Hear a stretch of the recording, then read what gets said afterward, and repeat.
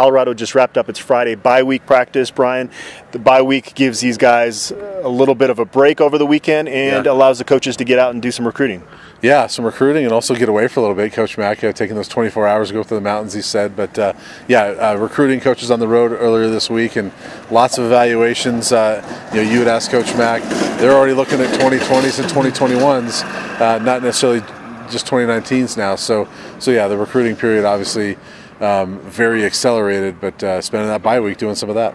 Colorado right now has 18 verbal commitments. We talked about Cameron Farrar flipping earlier this week, but Colorado right now on 24/7 Sports ranks 4th in the Pac-12 and 5th in the composite. They put together a really good class so far, and they've embraced the early recruiting, which Joe Pa kind of gets credit for doing it at Penn State back in the day, and it just seems every cycle it's more and more accelerated. Yeah, it seems it's crazy in every sport, but in football especially lately, it's really accelerated. That it's crazy they're already looking at 2021s, and 2020s make more sense, but 21s. I mean, there's so much development that goes on between now and when those kids graduate that it is kind of crazy they're already looking at those kids and making offers to those kids. And they don't have a choice. If they wait on a recruit and other Pac-12 schools have offered, you're already kind of too late to the party for a lot of those kids.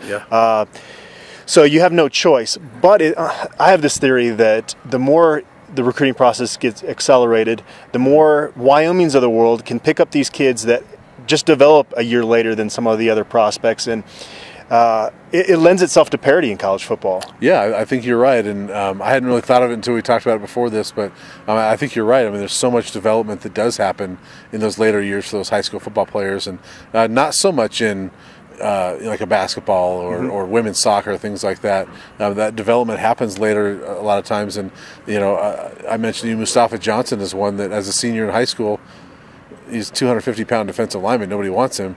Well, then he goes, by the time he graduates, he's 285. And now, he's actually pretty good.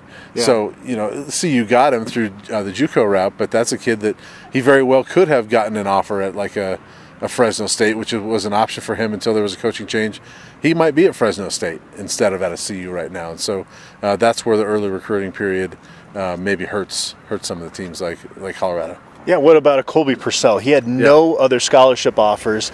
Young for his grade, he gray shirts, and now he's going to be the starting center here for 4 years. There's a lot of examples of guys like that on this roster. Yeah, there really is. And, CU's been pretty good at finding some of those diamonds in the rough, but as they get better in recruiting, you wonder how many of those they're going to lose out on.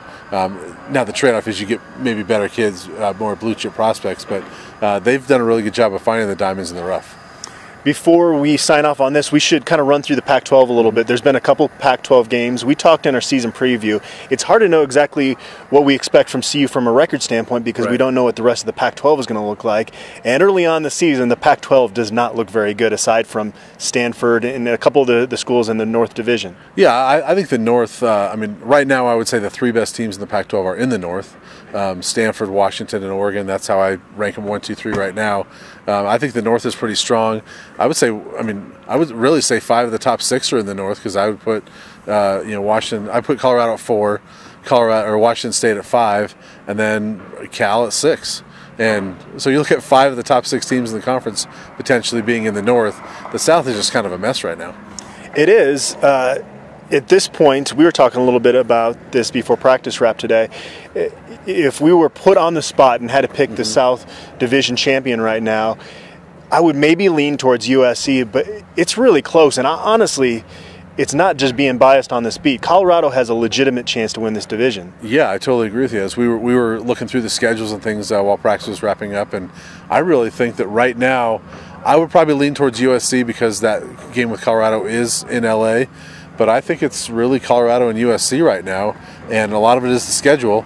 USC, they get Stanford but miss Washington and Oregon.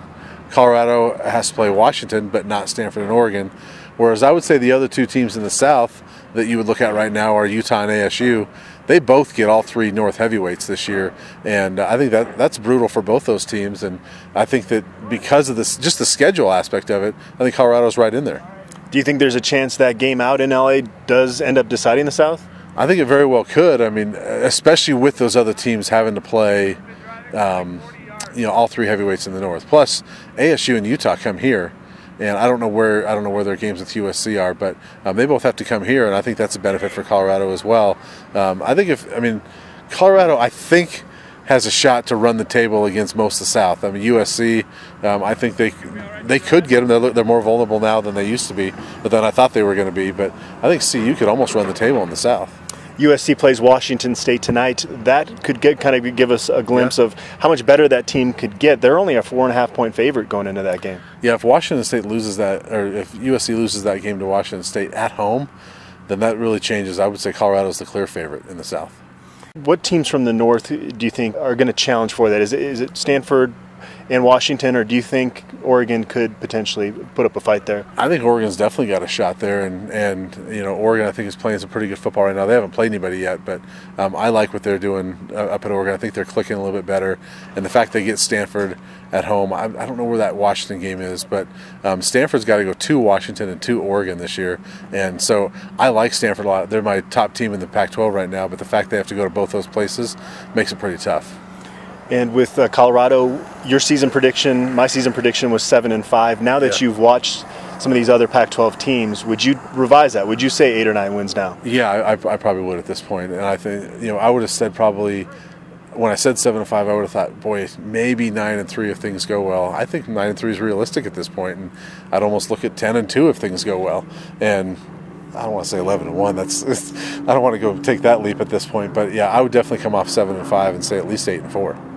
You kind of expected him to say this. Mike McIntyre said UCLA is the most talented 0-3 team in the country. Yeah. We'll really dive into them next week, but it's kind of a messy situation going on there 3 games into the Chip Kelly tenure. Yeah, and I don't know how many of the 0-3 teams he's actually sat down and studied film of, but yeah, there's some talent there. But yeah, it's kind of a mess right now, and I don't know what we're going to get out of UCLA next week. I think having that extra week might help them, kind of like with Colorado, get some health and maybe kind of sit back and evaluate everything and get some things going. And Chip's a pretty good coach. I would imagine he comes in here and has them better prepared than they have been in the past.